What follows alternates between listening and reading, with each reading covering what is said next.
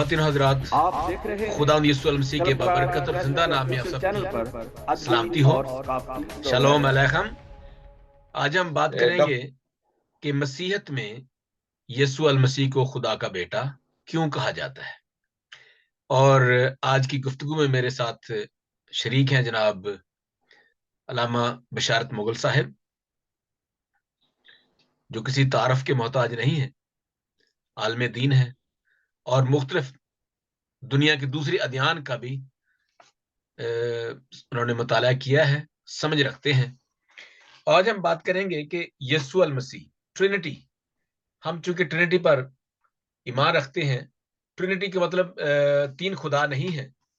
Trinity का मतलब यह है कि एसेंस ऑफ गॉड, खुदा के वो हिस्से हैं या वो अशकाल हैं या वो अहियत है जिसकी बिना पर हम ट्रिनिटी पर ईमान रखते हैं। तो मैं इससे पहले कि हम आगाज करें आज की गुफ्तगू का, मैं चाहता हूं कि एक मैं वर्स आप सबके सामने रखूं ताकि अगर आप देखें मुकद्दस मत्ती रसूल के मुताबिक लिखा गया इंजीली बयान, उसका 3 बाब मैं पढ़ूंगा 16 से।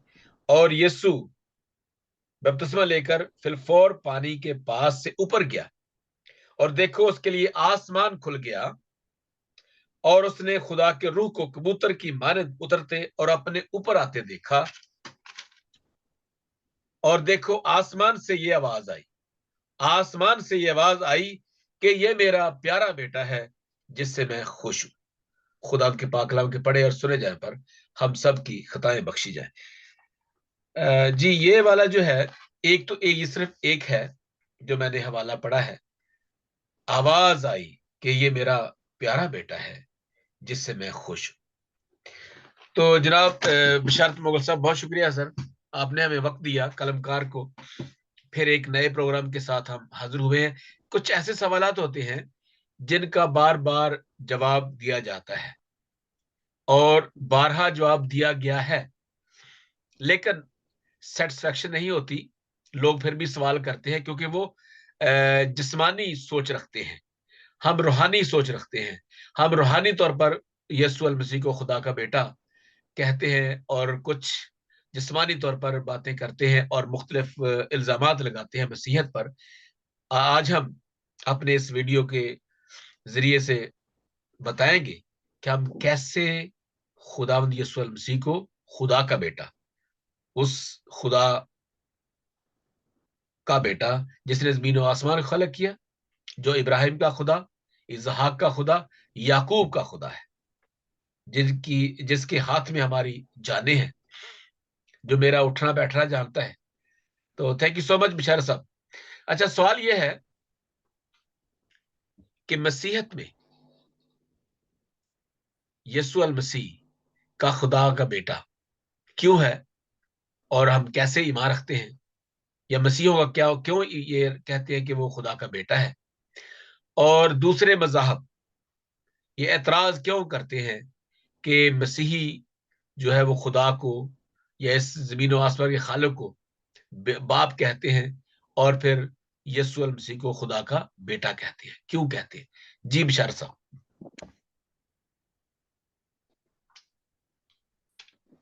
Thank you very much doctor साहब। तमाम सुनने वाले अजीज बहन भाइयों को मेरी अजहार ख्याल कर सकूं, बात कर सकूं, अपने ईमान के बारे में बता सकूं। तो ये बड़ी खूबसूरत बात है, आप देखेंगे मसीहत में। और उन्होंने असल में मसीहियों ने इस बात को पीछे से यहूद से इस बात को पाया था।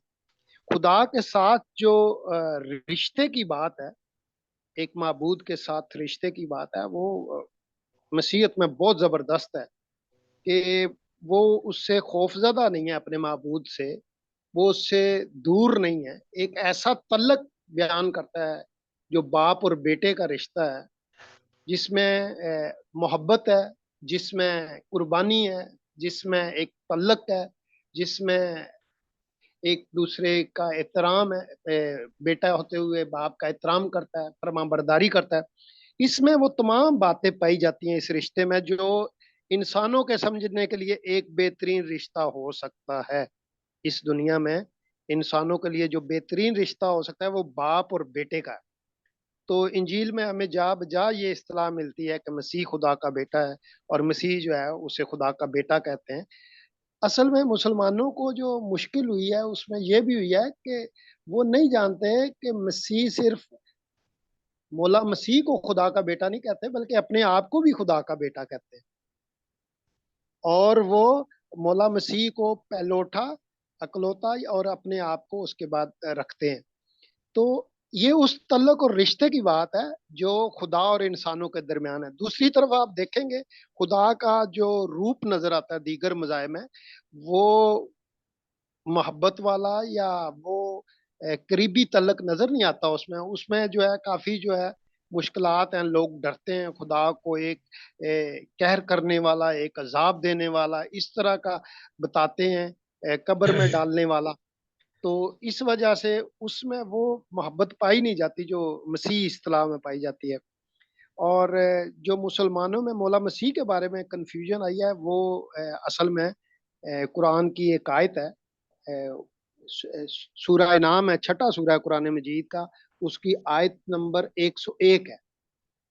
بدیع السماوات والارض ان یکون لہ ولد ولد ولم تکن لہ صاحبہ وخلق کل شیء وہو بکل شیء علیم. کہ اس کا ترجمہ ہے کہ آسمان اور زمین کا پیدا کرنے والا خدا ہے، اور اس کے اولاد نہیں ہو سکتی کیونکہ اس کی بیوی نہیں. کیا ترجمہ کر رہا ہے؟ سورہ نام 101 کی آیت کا ترجمہ یہ کر رہا ہے کہ آسمانوں اور زمین کا پیدا کرنے والا وہ خدا ہے، اس کی اولاد کہاں سے ہوگی جبکہ اس کی بیوی ہی نہیں ہے، اور اس نے ہر چیز کو پیدا کیا اور وہ ہر چیز سے باخبر ہے. جو مسلمانوں میں سب سے پہلی کنفیوژن پائی جاتی ہے نا، وہ یہ ہے کہ اگر ہم کہہ رہے ہیں کہ مولا مسیح خدا کے بیٹے ہیں تو خدا کی بیوی لازم آئے گی. قرآن جو ہے اس بات کو بتاتا ہے کہ بیوی کے بغیر بیٹا ممکن نہیں. حالانکہ قرآن دو اور مثالیں دے چکا ہے کہ خود مولا مسیح کے بارے میں اور حضرت آدم کے بارے میں، کہ آدم کو بغیر ماں باپ کے پیدا کیا اور مسیح کو بغیر باپ کے پیدا کیا. تو یہاں بھی اس آیت کے فارمولے کے تحت، اصول کے تحت، مولا مسیح بھی بغیر خدا کی بیوی کے بیٹے ہو سکتے ہیں. لیکن عام مسلمانوں نے، جیسا علماء نے ان کو گائیڈ کیا، وہ اس بات پہ ڈٹ گئے ہیں کہ جی جب تک خدا کی بیوی نہ ہو مسیح اس کا بیٹا نہیں ہو سکتا. تو تین اصطلاحیں ہیں جو ہم دیکھتے ہیں. ایک تو اصطلاح ہوگی اہل کتاب کی، یہودی بھی خدا کا بیٹا ہونے کے قائل ہیں. وہ بے شک مسیح کو خدا کا بیٹا نہیں کہتے، مولا مسیح کو نہیں کہتے. اگر وہ مولا مسیح کو خدا کا بیٹا مانے تو وہ خود بھی جو ہے مسیح ہو جائیں. تو لیکن وہ خدا کی بیٹے کی اصطلاح کے قائل ہیں. اچھا، دوسری طرف ہے مسیح ہے، اور یہودی اور مسیح اس بات کے قائل ہیں. اور مشرقین عرب جو ہیں وہ قرآن مجید کی ایک سورہ نجم، اس کی 53 سورہ ہے اور اس کی 21 آیت میں لکھا ہے کہ لات، منات اور عزا جو ہیں، تین یہ دیویاں تھیں، تین یہ بت تھے جن کو مشرقین عرب جو ہیں خدا کی بیٹیاں مانتے تھے. ان کے سامنے ننگا طواف کرتے تھے. بلکہ بعض روایات یہ بھی ہیں کہ وہ پتھروں کے ساتھ اپنی اولاد حاصل کرنے کے لیے پتھروں کے ساتھ اپنی شرمگاہ بھی جو ہے مس کرتے تھے. اور اس طرح کا وہ ان کا مشرقین کا عقیدہ تھا. بڑے واہیات عقائد تھے ان کے. اور قرآن نے ان کی نفی کی ہے کہ بھائی یہ میری بیٹیاں کیسے ہو گئی. خدا کہتا ہے کہ یہ تین بیٹیاں میری کہاں سے آ گئی. اپنے لیے تم بیٹے پسند کرتے ہو اور خدا کے لیے بیٹیاں پسند کی ہیں تم. کچھ تو خدا کا خوف کرو. تو قرآن نے ان کی وہاں پہ سردنش کی ہے، ان پہ نقد کی ہے، ان کی تنقید کی ہے. لیکن جو اصل میں مسیحوں کے ساتھ معاملہ چل رہا ہے اس وقت مسلمانوں کا، وہ ایشو بنتا ہے یہی سورہ نام کی 101 آئے. اور پھر جو ہے اس کی سپورٹنگ میں سورہ جن کی 3 نمبر آئے تھا، اس میں بھی تقریباً ایسا ہی مفہوم لکھا ہے کہ وَأَنَّهُ تَعَالَى جَدُّ رَبِّنَا مَا اتَّخَذَ صَاحِبَةً وَلَا وَلَدًا، کہ ہمارے پروردگار کی عظمت بہت بڑی ہے، وہ بیوی نہیں رکھتا اور نہ ہی اولاد رکھتا ہے، یعنی اس کی تائید کرتی ہے آیت کہ خدا کی بیوی ہوگی تو بیٹا ہوگا نا. مطلب کہ یہ اتنا غیر منطقی جو ہے خدا کی ذات کے بارے میں عقیدہ ہے جو بیان کیا گیا یہاں پہ کہ بیوی نہیں ہے تو اس کا بیٹا ہی نہیں ہو سکتا. جی جی. اس کی ابھی میں چند ایک یہ غلط فہمی اب پھیل چکی ہے نا. اسی غلط فہمی کی وجہ سے آپ دیکھو کہ مسیحیوں کو جو ہے کرسمس کی مبارکباد نہیں دی جاتی. آپ پاکستان میں بھی دیکھیں، آپ انٹرنیشنلی بھی آپ دیکھیں گے، یہ ڈاکٹر ذاکر نائک نے بھی اس بات کو کافی پھیلایا اور وہ لوگوں نے پھیلایا کہ اگر ہم مسیحیوں کو بولیں گے کرسمس کی مبارکباد تو اس کا تو مطلب یہ ہوگا کہ خدا نے بیٹا جنا ہے، کیونکہ کرسچن مانتے ہیں کہ 25 دسمبر کو مولا مسیح پیدا ہوئے تھے.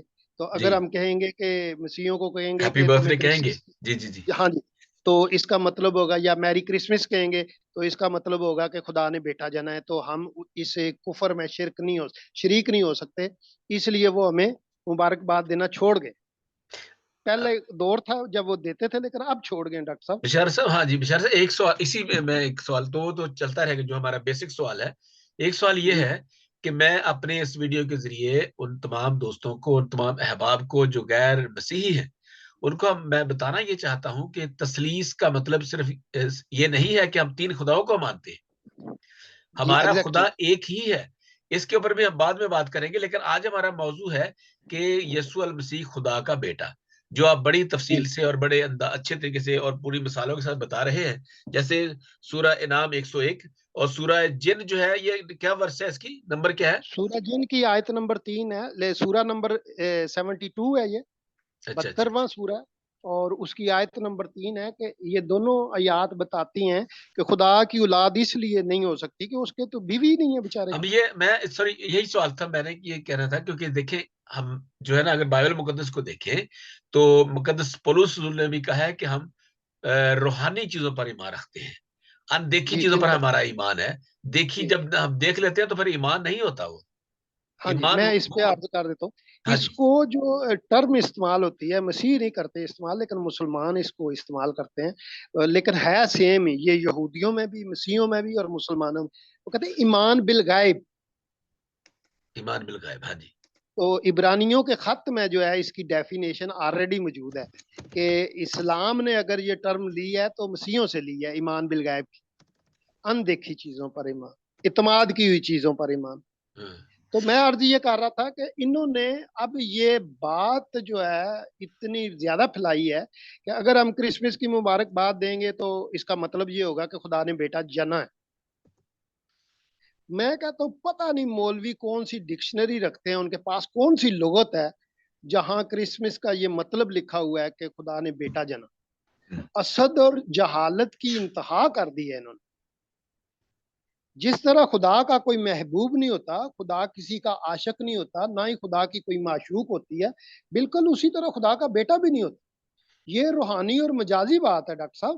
جی جی جی. اور یہ ہمارے دوست جو ہیں خدا کی بیوی کو بیچ میں گھسیڑ لیتے ہیں، خدا کی بیوی لے آتے ہیں، وہ سیکس کو لے آتے ہیں. بھائی تم خدا کی بیوی اور سیکس کی طرف بات کیوں لے کے جا رہے کیونکہ جسمانی لوگ جسم کی باتیں کرتے ہیں اور روحانی ہو؟ لوگ جو ہے وہ ہر وقت، روح کی باتیں ہر کرتے ہیں. وقت میں پیچھے ایک سیشن چل رہا تھا کہ آپ کا منزل کیا ہے، آپ کا حرف آخر کیا ہے. مطلب کہ یہ دنیا تو ختم ہو جائے گی، آپ نے آگے جانا ہے تو آپ کے لیے مقصد کیا ہے، آپ کے لیے منزل کیا ہے. تو وہ اگر آپ پڑھیں، حدیث پڑھیں اور اینڈ انجام دیکھیں تو وہ اگر آپ جنت پاتے ہیں تو آپ کے پاس سیکس ہے اور حوریں ہیں صرف، اور شراب ہے. اور شراب. ہر وقت سیکس، ہر تھورے، اور تمہارے ذہن میں اور کوئی چیز ہی نہیں آتی. اس سمجھانے کے لیے عرض کر رہا ہوں کہ خانہ کعبہ کو جو ہے مسلمان کہتے ہیں بیت اللہ، اللہ کا گھر. دیکھا نا، ڈاکٹر ذاکر نائک ہو یا کوئی مسلمان عالم ہو، میں ان سے گزارش کرتا ہوں کہ اگر کرسمس کا مطلب ہے کہ خدا نے بیٹا جنا تو بیت اللہ کا کیا مطلب ہے؟ خدا اللہ کا کے گھر. گھر کا.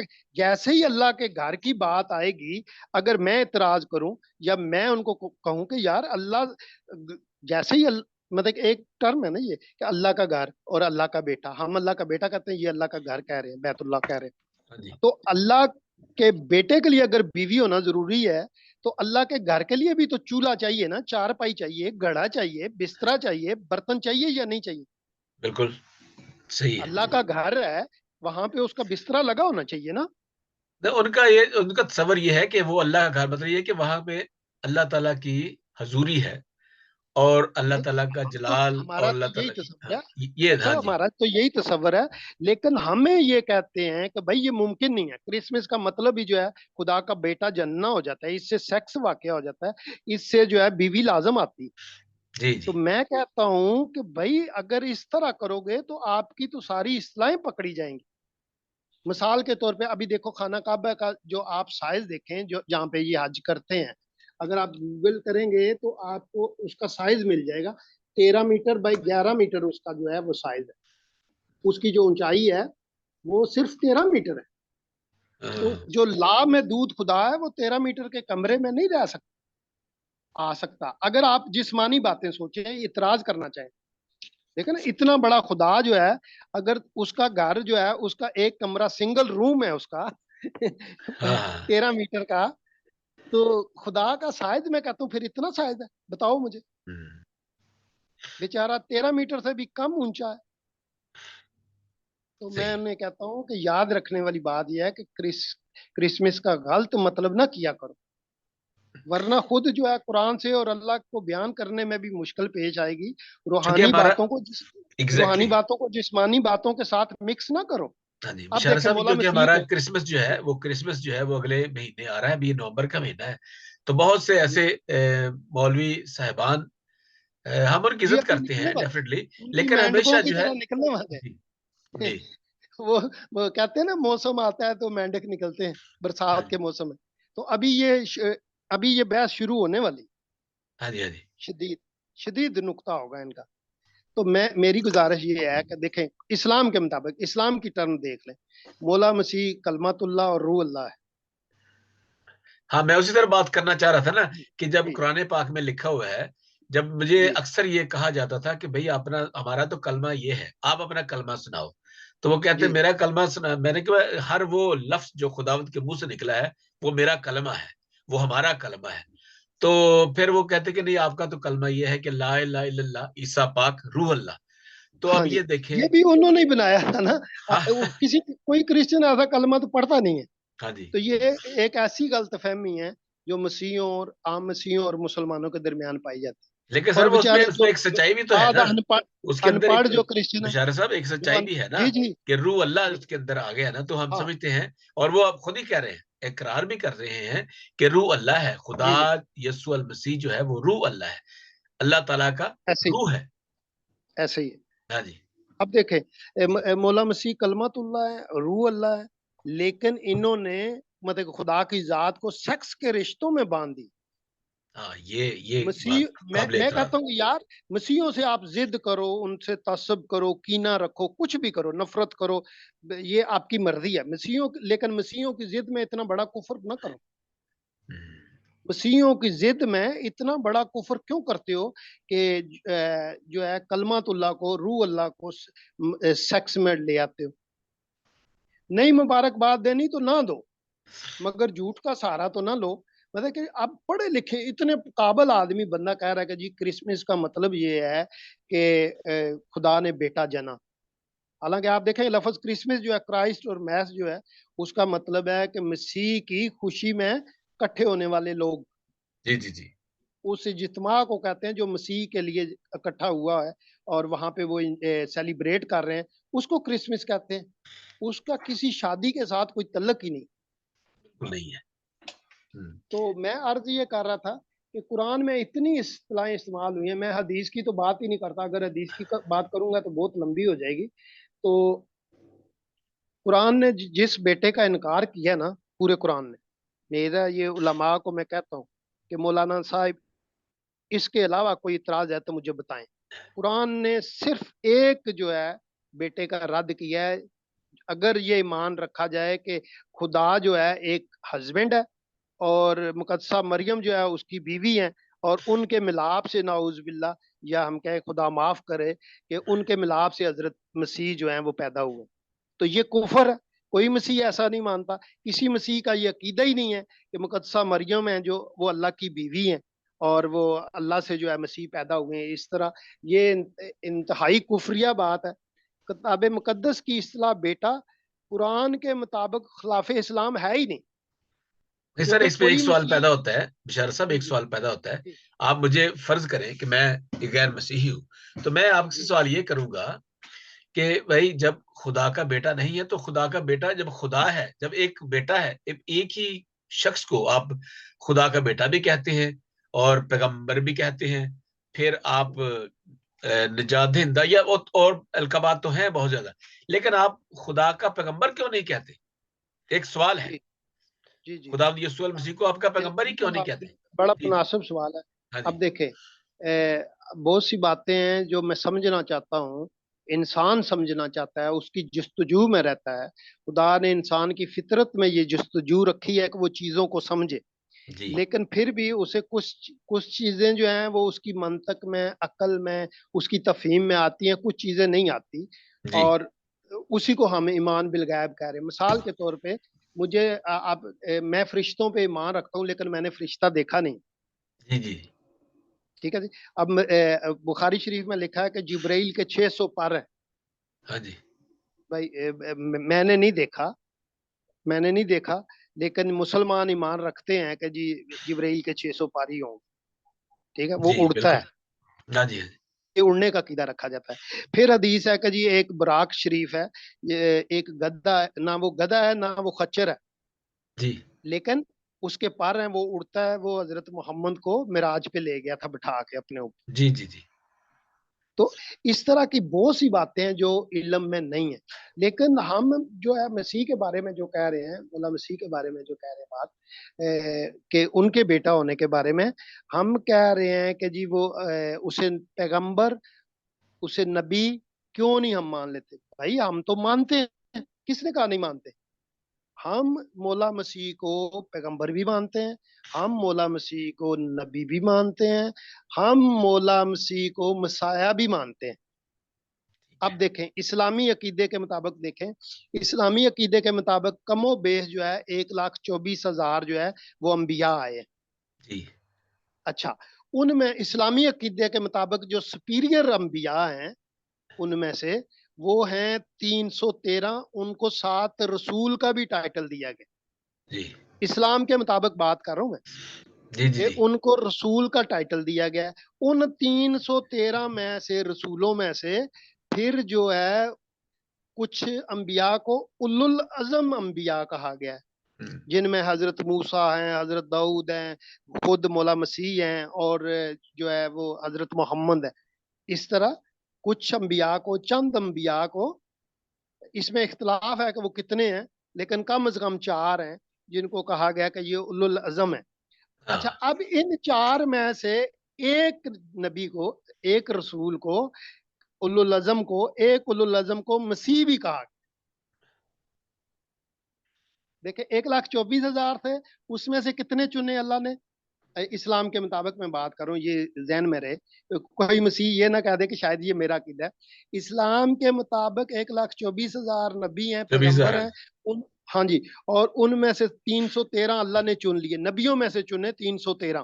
ان جی 313 میں سے پھر اولو العزم چن لیے 4 کم از کم. 4. ٹھیک ہے، ان 4 میں سے ایک چن لیا جو مسیح ہے. ہاں جی. ہاں جی بالکل صحیح، یہ تو بالکل ٹھیک ٹھیک ہے. ہے، آپ اب فرما رہے ہیں. اب